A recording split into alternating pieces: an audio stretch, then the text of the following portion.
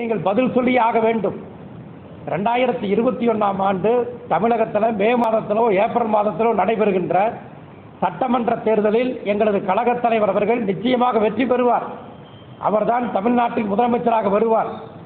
பொள்ளாச்சியில் நடைபெற்ற பாலியல் வன்கொடுமைக்கு இன்றைக்கு இருக்கக்கூடிய ஆட்சியாளர்கள் பதில் சொல்லி ஆக வேண்டும்.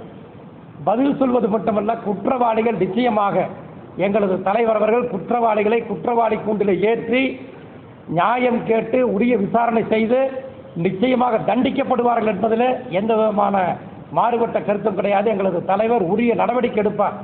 அதற்காகத்தான் எங்களது தலைவர் கூட சமீபத்தில் தெளிவாக சொல்லியிருக்கிறார். பெண்கள் பாலியல் குற்ற வழக்கில் பாதிக்கப்பட்ட அந்த பெண்களுக்கு உரிய விசாரணை மேற்கொள்வதற்காக தனி நீதிமன்றங்கள் அமைக்கப்படும் என்று சொல்லி எங்களது தலைவர் சொல்லியிருக்கிறார். அது மட்டுமல்ல, ரகசிய புலனாய்வுத்துறை ஏற்படுத்தப்படும் என்பதையும் சொல்லியிருக்கிறார். ஆகவே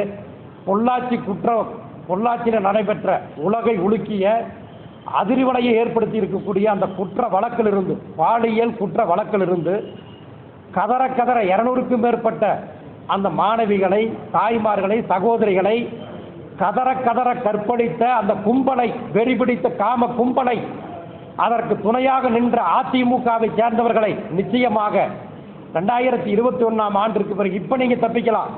ஆனால் எங்கள் தலைவர் முதலமைச்சராக வந்ததற்கு பிறகு ஒரு காலம் நீங்கள் தப்ப முடியாது. அதற்கு உறுதுணையாக இருந்த நீங்கள் அத்தனை பேரும் நிச்சயமாக நீங்கள் தண்டிக்கப்படுவீர்கள் என்பதை இந்த நேரத்தில் தெரிவித்துக் கொள்கின்றேன்.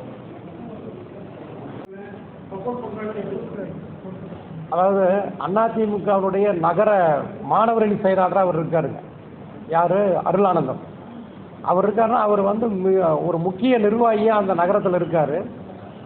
அது மட்டுமல்ல, இந்த வழக்கு பார்த்தீங்கன்னா 2019ஆம் ஆண்டு பிப்ரவரியில் அந்த வழக்கு தொடரப்பட்டிருக்கிறது.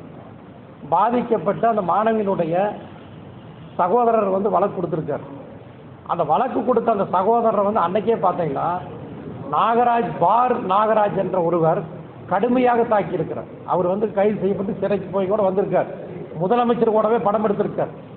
அப்போ பாதிக்கப்பட்ட அந்த பெண்ணுடைய, அந்த மாணவியினுடைய சகோதரர் கொடுத்த வழக்கை திரும்ப பெற கோரி இவங்க மிகப்பெரிய அளவில் அவங்க அடித்து உதச்சிருக்கிறாங்க. இது ஒன்னே சாட்சி தாங்க.